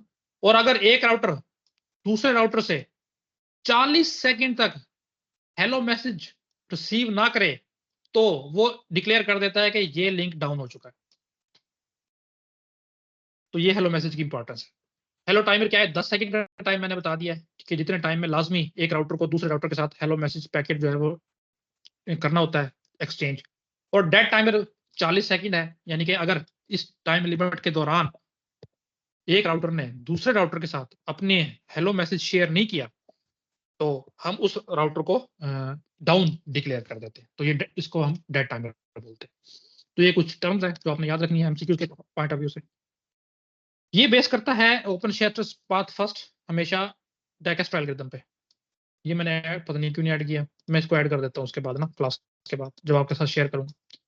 याद रखना कि ये डाइकेस्ट्रा एल्गोरिथम पे वर्क करता है, और जो मेरे साथ पिछले बैच से जिन्होंने दोबारा कंटिन्यू किया हुआ है उनको पता होगा कि डाइकेस्ट्रा एल्गोरिथम कैसे वर्क करता है, तो फिर भी मैं बता देता हूँ। तो इसमें सिर्फ मैं एक ही राउटर की बनाऊंगा, तो इस तरह बाकी सारे राउटर जो है ना अपने अपने ऊपर डाइकेस्ट्रा एल्गोरिथम काम करेंगे। डाइकेस्ट्रा एल्गोरिथम क्या करता है? वो है सिंगल सोर्स शॉर्टेस्ट पाथ। कोई भी आप सोर्स वर्टेक्स ले लो, उस पे डाइकेस्ट्रा एल्गोरिथम अप्लाई कर दो, तो वो इससे लेके ना क्या कहते हैं वर्टेक्स से या जो भी ये नोड है, बाकी तमाम नोड तक का शॉर्टेस्ट पाथ बताता है। अगर आप रीचेबल हो, अगर रीचेबल नहीं, जैसे कोई यहाँ पे है, तो उस तक तो आप रीच कर ही नहीं सकते, तो उसको तो इन्फिनिटी बताएगा। हाँ, जो आपके राउट से रीचेबल हैं आपकी नोड से, उन सबका वो शॉर्टेस्ट पाथ बता देता है। तो सिंगल शॉर्टेस्ट पाथ है डाइजेस्ट्रल एल्गोरिथम, और ये जो हमारे पास OSPF है वो डाइजेस्ट्रल एल्गोरिथम पे ही वर्क करता है। तो इसका काम करने का तरीका देख लें। लेट्स से मैं इसको सोर्स वर्टेक्स लेता हूं R1। इनिशियली बाकी जितने भी राउटर्स हैं, ये राउटर उन सब का डिस्टेंस इन्फिनिटी बना देगा। इसमें एक टर्म यूज होती है रिलैक्सेशन, तो वो अभी हमारा नहीं है कि क्या होती है, लेकिन जब हम इंशाल्लाह एल्गोरिथम को पढ़ेंगे तो मैं डिटेल से समझाऊंगा कि रिलैक्सेशन होती क्या है। मैं अभी वैसे बता दूंगा क्या होती क्या है। तो रिलैक्सेशन होती है कि लेट्स से आप एक नए राउटर पे पहुंचे हो,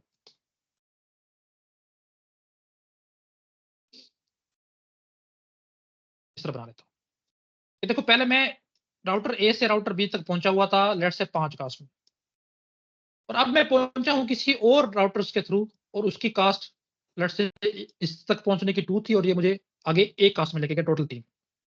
तो जो नया राउट है मैं इसे कंपेयर करूंगा इस कास्ट के साथ कैसे कि देखो ए से ये बी है ना, ये सी है, सॉरी ये बीच वाला है। तो ए से सी पे पहुंचने की कॉस्ट प्लस सी से बी पे जाने की कॉस्ट, इसको टोटल करो। अगर ये कम है किससे, ए से सी पे बी पे जाने की कॉस्ट के, तो फिर आप क्या करो, इसकी वैल्यू को अपडेट कर दो। अब इसको समझना, देखो ए से सी पे जाने की कॉस्ट वो है, ए से सी पे जाने की कॉस्ट 2। मैं यहाँ पे ऊपर लिखता भी आ रहा हूँ, एक बार थोड़ा सा इरेज कर लूँ ताकि क्लियर। ग्राफ सामने रखना है, ये जो नीचे मैंने ड्रा किया है और समझना है। वो कह रहा है कि अगर ए से सी पे जाने की कॉस्ट प्लस सी से बी पे जाने की कॉस्ट जो कि है 1, अगर वो लेस देन है किससे, ए से बी पे जाने की कॉस्ट, ए से बी पे जाने की कॉस्ट है 5, हाँ वाकई लेस देन है, 3 बनती है। तो क्या करो, जो ए से बी पे जाने की कॉस्ट है यानी कि 5, उसको रिप्लेस कर दो इन 2 से। तो मैं इसको 5 से रिप्लेस करके 3 कर दूं, तो इस टर्म को बोलते हैं रिलैक्सेशन। तो ये डाइकेस्ट्रल एल्गोरिथम रिलैक्सेशन पे काम करता है, इवन के बेलमैन फोर्ड भी रिलैक्सेशन पे काम करता है, जैसे अभी हमने देखा था। तो ये रिलैक्सेशन है। तो आपने रिलैक्सेशन को समझ लिया क्या है, अब हम इस पे अप्लाई करते हैं। देखो इनिशियली ये राउटर है सोर्स राउटर, जहां से अभी करंटली मेरे पास पैकेट है। सर अपडेट जो शुरू में से वैल्यू की थी वो कैसे की थी सर? ए से बी और बी से सी, वो जो आपने शिफ्टिंग की थी सारी, ये अभी वो समझ आ जाएगा, वैल्यू भी देख ली कि लेस है। अभी आपको समझ आ जाता है। देखिए इसमें इंप्लीमेंटेशन में देखें, अब आपने अब उसने चेक करना है और रिलैक्सेशन करनी है। कैसे, वो कहेगा अच्छा जो पहले डायरेक्ट अटैच है ना, आप तो उनको डायरेक्ट वैल्यू दे सकते हो। उसने मुझे कहा कि देखो R1 से मैं R2 पे जा सकता हूं, कितनी कास्ट में, 2 कास्ट में, और पहले सी कास्ट क्या है, इंफिनिटी। तो 2 कम है तो इसको रिप्लेस कर दो 2 के साथ। तो ये रिलैक्सेशन है कि जो पहले कास्ट है किसी भी राउटर पे पहुंचने की, और जो आपने नई कास्ट दरियाफ्त की है, अगर तो नई कास्ट कम है तो आप पुरानी कास्ट को खत्म करके नई कास्ट से रिप्लेस कर दो, इसको हम रिलैक्सेशन बोलते हैं। इसी तरह उसने दरियाफ्त किया कि R1 से मैं R3 पे पहुंच सकता हूं 4 कास्ट में, और पहले जो इसकी प्रीवियस कास्ट थी वो है इन्फिनिटी, तो नई जो मैंने दरियाफ्त किया है वो है कम, तो मैं इसको रिप्लेस करके 4 कर दूंगा। अब डाइकेस्ट्रल एल्गोरिथम कहता है कि एक दफा आपने रिलैक्सेशन परफॉर्म कर दी, तो फिर आप देखोगे कि कौन सा ऐसा राउटर है जिसकी कास्ट सबसे कम है। तो देखो मेरे पास करंटली एक राउटर की पहुंचने की कास्ट है 2, एक पे पहुंचने की कास्ट है 4, एक पे पहुंचने की कास्ट है इन्फिनिटी, एक पे पहुंचने की कास्ट इन्फिनिटी, और लास्ट पे भी पहुंचने की कास्ट इन्फिनिटी। तो इसमें से मेरे पास सबसे छोटा कौन सा है, हाँ जी बताएं कौन सा है सबसे छोटा, R2 R2। तो वो कहता है कि जो सबसे छोटा हो उसको आपने नेक्स्ट सेलेक्ट करना है और उस पर फिर रिलैक्सेशन परफॉर्म करनी है। तो मैंने सबसे पहले मैं R1 में आया था, तो मैं इसको यहाँ पे लिख लेता हूँ। उसके बाद में R2 मैंने सेलेक्ट किया, लो जी R2 मैंने सेलेक्ट कर लिया। अब इस पे मैं रिलैक्सेशन परफॉर्म करने लगा हूं। मैं इसे देखूंगा कि इसके साथ डायरेक्ट कौन कौन से अटैचेस हैं। तो मुझे पता चला कि R4 डायरेक्ट अटैच है राउटर, और R3 राउटर डायरेक्ट अटैच है। तो पहले मैं R3 पे रिलैक्सेशन परफॉर्म करता हूं। तो देखो R2 की अपनी कास्ट कितनी है 2, और R2 से R3 पे पहुंचने की कास्ट कितनी है 1, तो 2 + 1 हो गए 3, और R3 पर पहुंचने की प्रीवियस कास्ट कितनी है, हाँ जी बताओ कितनी है, 4। तो कौन सी कम है, रिप्लेस करूं या ना करूं, कर दे रिप्लेस 3 से। ठीक है। तो नई कास्ट मुझे पता चला कम है तो मैं रिप्लेस कर दूंगा। अच्छा दूसरा डायरेक्ट अटैच है मेरे पास R4, तो R2 पे अपने पहुंचने की कास्ट कितनी है 2, R2 से R4 पे पहुंचने की कास्ट कितनी है 7, 2 + 7 9, और R4 की प्रीवियस कास्ट कितनी है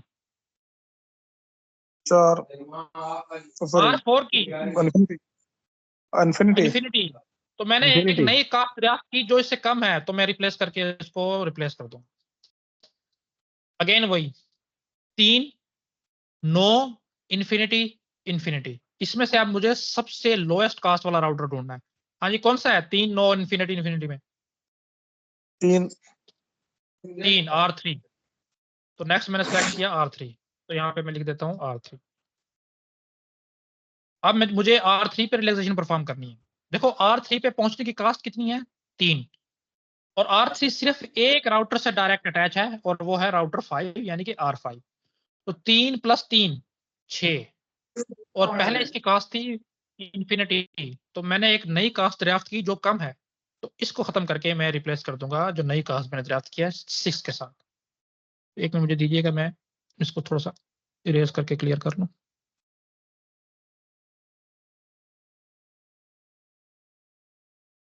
तो R1 हो गया मेरे पास, R2 हो गया, R3 हो गया। तो अब मेरे पास 6 9 और इंफिनिटी, इसमें मुझे सबसे स्मॉलेस्ट कास्ट ढूंढनी है। हाँ जी, कौन सी है?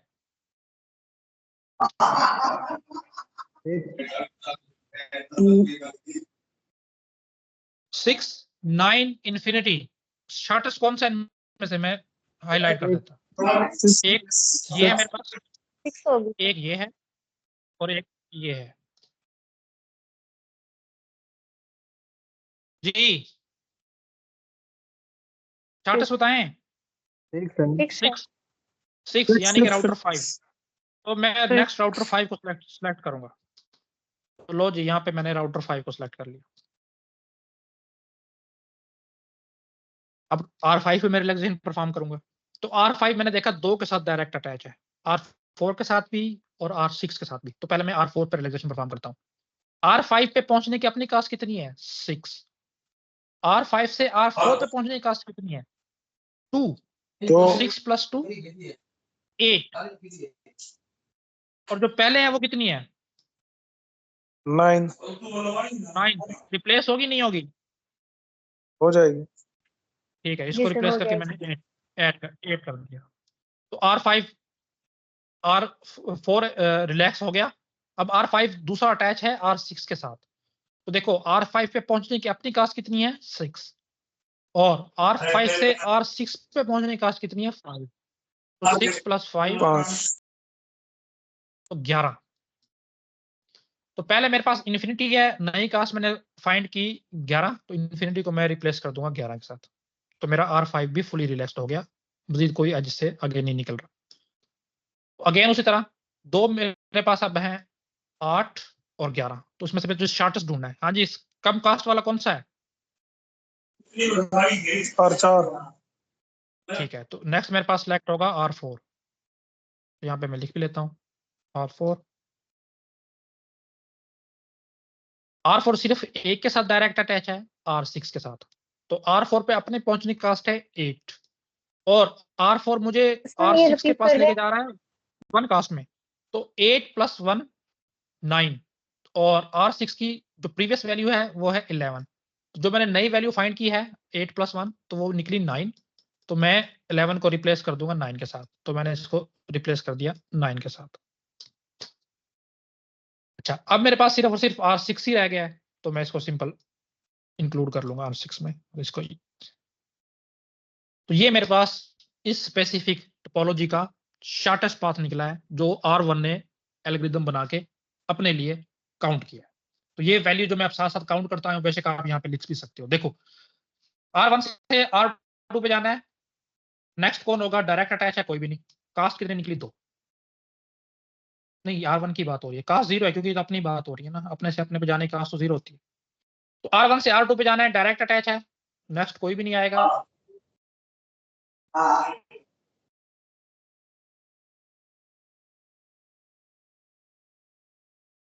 पहले R2 है बीच में। अच्छा, अब मैं R3 का देखने लगा हूं। R1 से R3 पे मुझे जाना है, तो कितनी कास्ट में मैं गया था? 3 कास्ट में। तो यहाँ पे मैं कास्ट लिख देता हूँ 3। और किसके थ्रू गया था? R2 के थ्रू। तो यहाँ पे नेक्स्ट में मैं R2 लिख देता हूँ। अब मैं R4 को देखता हूँ। देखो R4 पे जाने की कास्ट मेरे पास निकली है 8। और कौन मुझे यहाँ पे लेके गया था? देखो R1 से मैं निकल गया था R2 पे, R2 से मुझे निकला तो R3 से। तो नेक्स्ट मेरे पास आएगा R2, मुझे R2 लेके गया।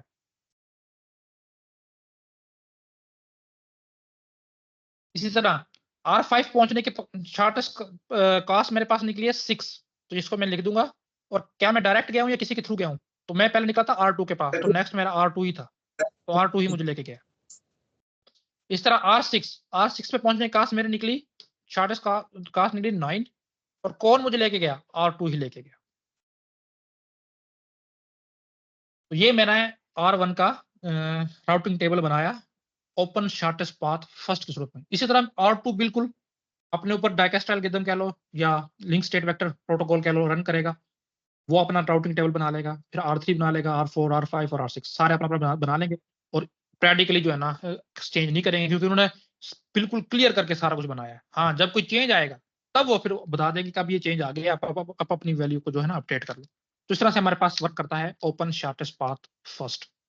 नेक्स्ट हमारे पास इंटर डोमेन राउटिंग प्रोटोकॉल आ जाता है, यानी कि हमने देखा था कि दो ऑटोनमस बॉडीज हैं, एक ऑटोनमस बॉडी से दूसरे ऑटोनमस बॉडी में जाने के लिए तो प्रोटोकॉल है वो हमारे पास BGP है, बॉर्डर गेटवे प्रोटोकॉल। तो ये हमारे उसका PMS के मुताबिक पार्ट का हिस्सा नहीं है, तो लेकिन फिर भी हम देख लेते हैं इसमें क्या है। वही पॉइंट इंटर डोमेन। अच्छा, इसमें एक अलग राउटिंग प्रोटोकॉल यूज होता है जिसको हम बोलते हैं पाथ वेक्टर राउटिंग। आपने इतना याद रखना है कि पाथ वेक्टर राउटिंग यूज होता है बिटवीन द ऑटोनमस सिस्टम। बता दिए मैंने ऑटोनमस नेटवर्क, और रेफरेंस के लिए मैंने बता दिया कि 3 ऑटोनमस टाइप के सिस्टम होते हैं, स्टब, मल्टी होम और ट्रांजिट। तो ये ट्रांजिट ऑटोनमस सिस्टम पे काम करता है। अच्छा, इसकी एडमिनिस्ट्रेटिव डिस्टेंस जो है वो 20 है, ये बहुत ज्यादा कह लो कि ट्रस्टवर्दी है, और हमेशा ये पोर्ट नंबर 179 पे वर्क करेगा। तो ये MCQs के हवाले से आपने कुछ पॉइंट याद रख लेने बॉर्डर गेटवे प्रोटोकॉल के। नेक्स्ट जो हमारा फिजिकल लेयर का काम है वो है कंजेशन कंट्रोल। देखो कंजेशन क्या होती है कि अगर आप किसी भी नोड पे, राउटर पे या लिंक पे इतना डाटा डाल दो जो उसकी मैक्सिमम कैरिंग कैपेसिटी से ज्यादा हो, तो हम कहते हैं कि उस नेटवर्क में कंजेशन आ गया। नेटवर्क में भी आ सकता है, नोड पे भी आ सकता है, दोनों पे आ सकता है। नेटवर्क से मुराद है वो चैनल, वो लिंक। तो कंजेशन और कंट्रोल क्या है कि आपने इस कंट्रोल करना है कि किसी भी नोड पे या चैनल पे इतना डाटा ना डाला जाए जो उसकी लिमिट से बाहर।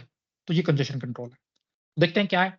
देखो, अ स्टेट एक ऐसी हालत occurring in network layer, network में जब अकर हो क्या, when the message traffic is so heavy कि जो ट्रैफिक आ रही है वो इतनी हैवी होती है that it slows down network response time, जो नेटवर्क को स्लो कर दे।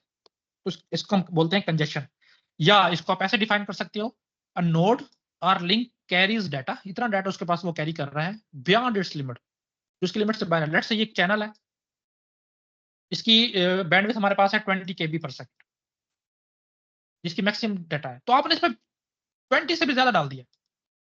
जाहिर है अब इसमें जब तक पहले वाला 20 नहीं निकलेगा दूसरे वाले को तो वेट करना पड़ेगा, तो नेटवर्क स्लो डाउन हो जाएगा आपका। तो इस तरह की कंडीशन जो होती है वो कंजेशन कहलाती है, और उसको कंट्रोल करने की टेक्निक्स हमारे पास कंजेशन कंट्रोल टेक्निक्स, या आप इसको ऐसे ही बोल सकते हो राउटर्स के सूरत में। अभी हमने लिंक के सूरत में बोला था, अब राउटर के सूरत में राउटर्स आर रिसीविंग पैकेट्स, कि राउटर इतनी तेजी से पैकेट रिसीव कर रहे हैं faster than they can forward them, कि उनको फॉरवर्ड करने का टाइम ही नहीं मिल रहा।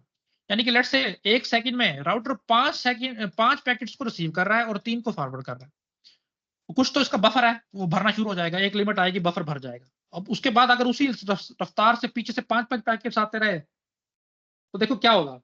अब राउटर के पास कोई भी चारा नहीं रह जाएगा कि वो स्लो डाउन करे, डिस्कार्ड करे, पैकेट जाए होंगे, या और भी टेक्निक्स जो हम देखेंगे। लेकिन आपको समझ आ गई होगी कि कंजेशन होता क्या है। तो अब हम देखते हैं कि कंजेशन हमने समझ लिया क्या है, तो उसको कंट्रोल करने के क्या तरीकेकार है। देखो, जो एल्गोरिदम यूज होते हैं इसमें 2 तरीकों से आप इसको कर सकते हो, कुछ पॉलिसीज अपना के और कुछ एल्गोरिदम अपना के। तो पहले हम एल्गोरिदम को देखते हैं, फिर पॉलिसीज को देखते हैं। एक हमारे पास है लीकी बकेट एल्गोरिदम, और एक हमारे पास है टोकन बकेट एल्गोरिदम, जो यूज होते हैं कंजेशन कंट्रोल के लिए। तो हम पहले देखते हैं लीकी बकेट एल्गोरिदम है क्या। तो देखो, लीकी बकेट एल्गोरिदम है ऐसे कि लेट्स से आप एक बाल्टी का कंसीडर करो और इसके बॉटम में कह लो कि कोई ना होल है। अब देखो, जितनी मर्जी तेज रफ्तारी से जो है ना डाटा पानी यहाँ पे आप इंसर्ट करते रहो, हमेशा पानी एक यूनिफॉर्म स्पीड से आउटफ्लो करेगा।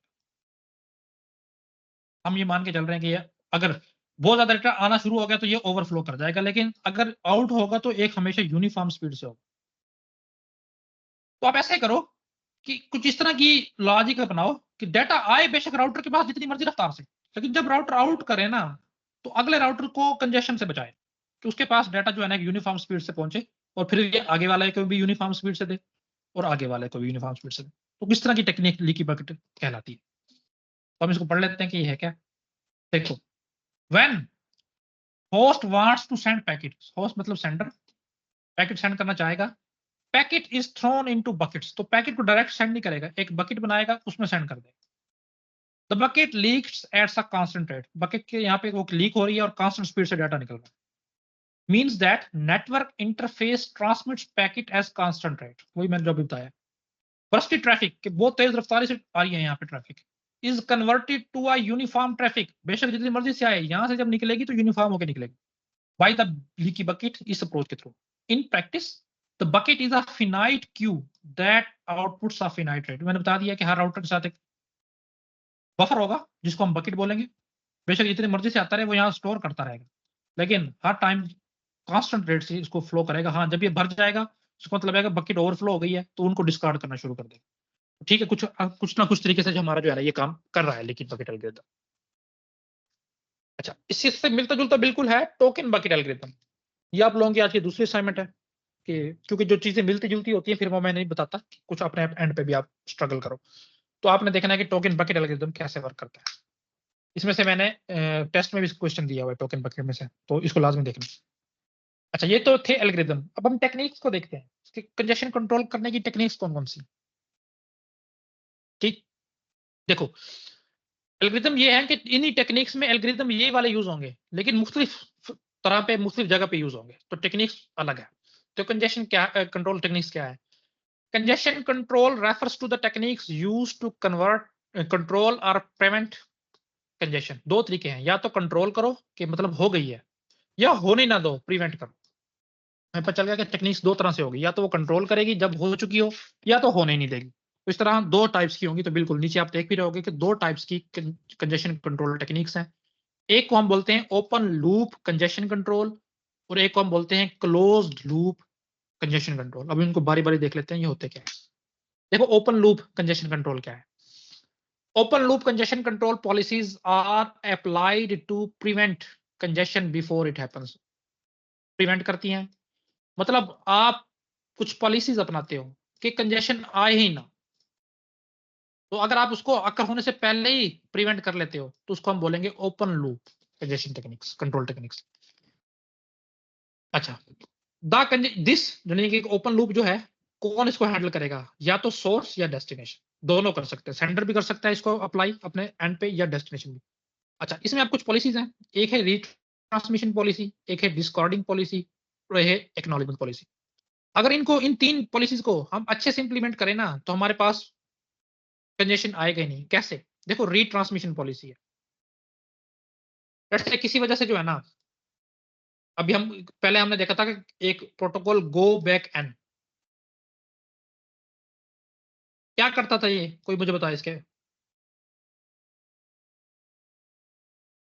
एन पे पीछे जाओ और एन बिल्कुल, फ्रेम लेके आओ। देखो सेंडर की विंडो का साइज हमने देखा था एन होता है, यानी कि सेंडर एक वक्त में एन पैकेट सेंड कर सकता है विदाउट रिसीविंग एक्नॉलेजमेंट। तो हमने देखा था कि उसने 1 वाला कर दिया, 2 वाला कर दिया, 3 वाला कर दिया, 4 वाला कर दिया।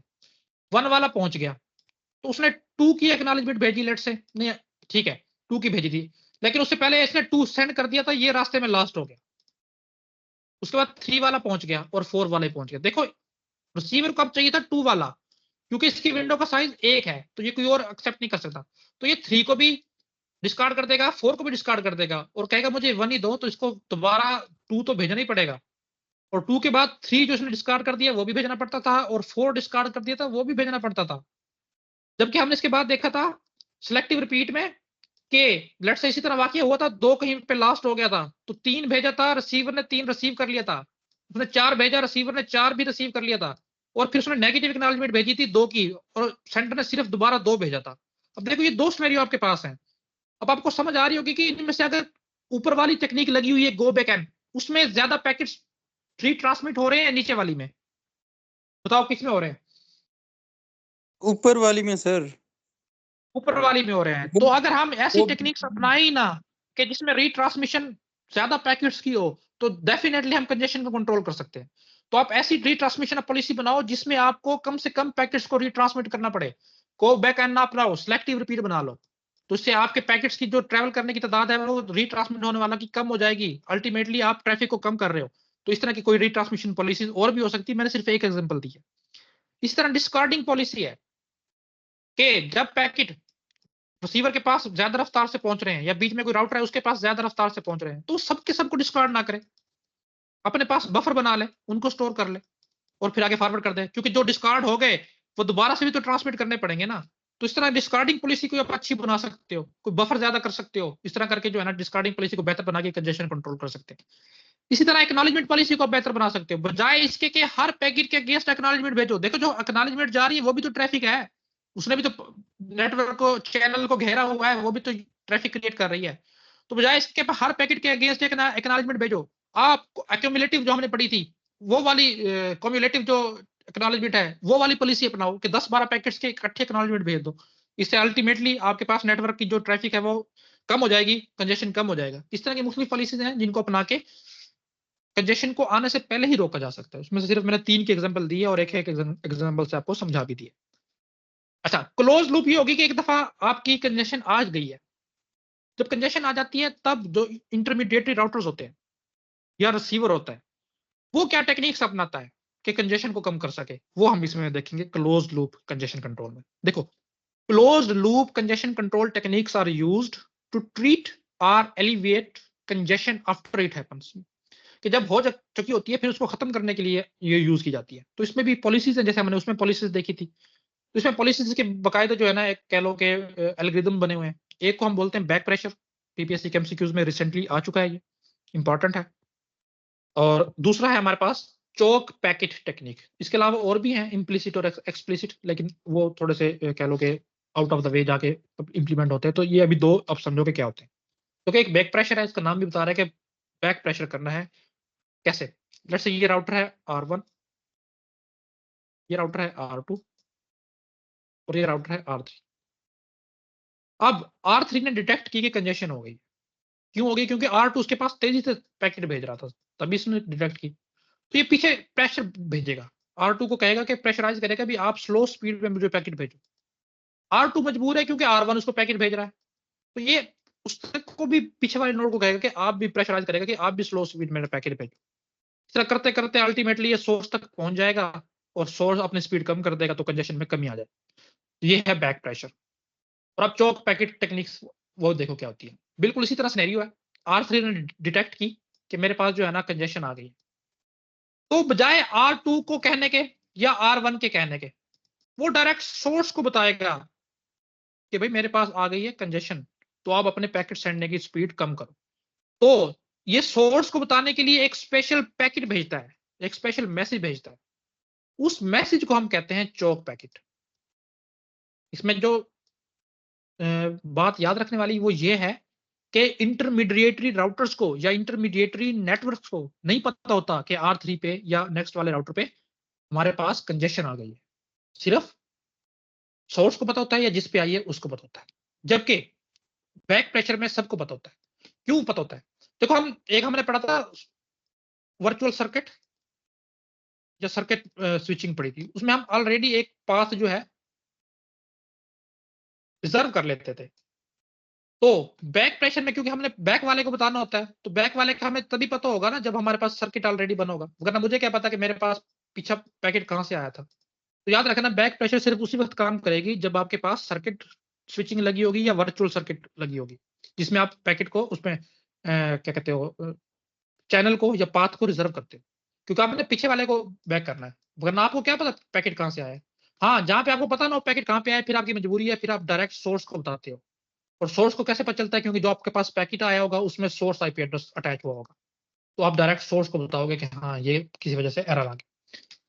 तो ये आपको इलस्ट्रेशन में आप क्लियर हो जाएगा। देखो कैसे, देखो सोर्स ने कोई मैसेज भेजा, लेट से ये सोर्स है, वो पहले इस नोड पे गया यानी कि राउटर पे, फिर इस पे गया और थर्ड राउटर पे किसी वजह से कंजेशन आ गई। तो ये है बैक प्रेशर। तो थर्ड कहेगा पीछे वाले राउटर को कि भाई मेरे पे कंजेशन आ गई, आप अपने आगे पैकेट आउटफ्लो की रफ्तार कम करो। ये इसको कहेगा कि आउटफ्लो की रफ्तार कम करो, और अल्टीमेटली ये सोर्स को ही कह देगा कि आगे किसी वजह से कंजेशन हो गई है, आप अपनी रफ्तार कम करो। तो ये है बैक प्रेशर। इसमें हम पढ़ लेते हैं इसके points. Back pressure is a technique in which a congested node यानी कि ये R3 स्टॉप्स रिसीविंग पैकेट्स, ये पैकेट्स को रिसीव करना स्टॉप कर देती है। कहां से? फ्रॉम अपस्ट्रीम नोड, जो इसकी ऊपर ऐसे कौन सी है, second. Back pressure is a node to node congestion control technique. याद रखना है, नोड टू नोड है, एक नोड पीछे वाली नोड की कंजेशन को कंट्रोल करेगी। That propagate in the opposite direction, और याद रखना है कि इसकी डायरेक्शन हमेशा अपोजिट होगी किससे, फ्लो ऑफ डाटा से। देखो डाटा फ्लो इस रूप में कर रहा था और बैक प्रेशर इससे अपोजिट डायरेक्शन में फ्लो करेगा। और last point, can be applied only to virtual circuit. अब मैंने बता दिया क्यों, क्योंकि इसमें पैकेट पाथ रिजर्व होता है, इसलिए आपको पता होता है कि लास्ट जो पैकेट है आपने किस नोड से रिसीव किया था। नेक्स्ट हमारे पास चोक पैकेट है, काम इसका करने के वही है, लेकिन मैंने बता दी कि बजाय इंटरमीडिएटरी नोड्स को इन्वॉल्व करने के, ये डायरेक्ट एक मैसेज भेजेगा सोर्स नोड तक, और उस पैकेट को हम बोलते हैं चोक पैकेट। देखो क्या, a choke packet is a packet sent by a node to the source to inform its congestion। देखो डायरेक्ट भेजने का मतलब ये नहीं है कि कोई नया रास्ता बना के भेज ले, भेजेगा ये इन्हीं के थ्रू, लेकिन पैकेट ऐसा होगा कि ना तो उसको सेकंड वाला राउटर ओपन कर सकेगा ना फर्स्ट वाला, सिर्फ और सिर्फ सोर्स पड़ेगा और सोर्स अपनी रफ्तार कम कर देगा। Router directly sends the choke packet to the source, source को ही सेंड करेगा वो direct. The intermediate nodes are not warned about congestion. Intermediatory nodes को खबरदार नहीं किया जाता कि आगे किसी नोड पे कंजेशन आ चुकी है। तो ये भी एक इंपॉर्टेंट पॉइंट है, आपने याद रखना। अच्छा, इसके बाद कुछ रिपीटिंग टर्म्स हैं जो कहीं भी लाइन नहीं कर रही थी, तो मैंने यहाँ पे अलग से उनको बयान कर दिया है ताकि आपको पता हो कि ये कुछ चीजें हैं। देखो, एक है नेटवर्क एड्रेस ट्रांसलेशन, जिसको आप नेट भी बोलते हो। कल मैंने बताया था कि कुछ प्राइवेट आईपीज होते हैं जो आपका राउटर आपको असाइन करता है, और एक कुछ पब्लिक आईपीज होते हैं। तो देखो, जब आपका पैकेट जा रहा होता है ना, अल्टीमेटली उसने पब्लिक आईपी में कन्वर्ट होना होता है, तो राउटर के अंदर एक फंक्शन होता है जिसको हम एनएटी बोलते हैं। अगर आप राउटर का पेज खोलो ना, तो इसमें एक अलग से टैब होती है एनएटी की, नेटवर्क एड्रेस ट्रांसलेशन की। आप वहां पे देख भी सकते हो कि कैसे हो रहा है। तो नेटवर्क एड्रेस ट्रांसलेशन होता है कि प्राइवेट या लोकल आईपी को अपने पब्लिक या ग्लोबल आईपी में कन्वर्ट किया। इसी तरह रिसेंटली ये हमारे जो लास्ट मैंने पेपर दिया था, मेरे ख्याल में वो था सपोर्ट ऑफिसर का, उसमें ये टर्म आई हुई थी DUAL कि डुअल क्या है। मेरा ये गलत हो गया था क्योंकि मुझे उस वक्त नहीं पता था। तो देखो, DUAL stand for diffusing update algorithm. तो हो सकता है दोबारा आ जाए क्योंकि रिपीटेशन काफी होती है पीपीएससी में। तो अपने अगर आ जाते तो याद रखना कि ये एक प्रोटोकॉल है डुअल डिफ्यूजिंग अपडेट एल्गोरिथम, जो कि एक्सटीरियर गेटवे प्रोटोकॉल में यूज होता है। अच्छा, एक टर्म है टनलिंग। टनलिंग क्या होती है? लेट्स से कि आपका जो सोर्स नेटवर्क है ना, वो है IPv4, उस पर काम कर रहा है।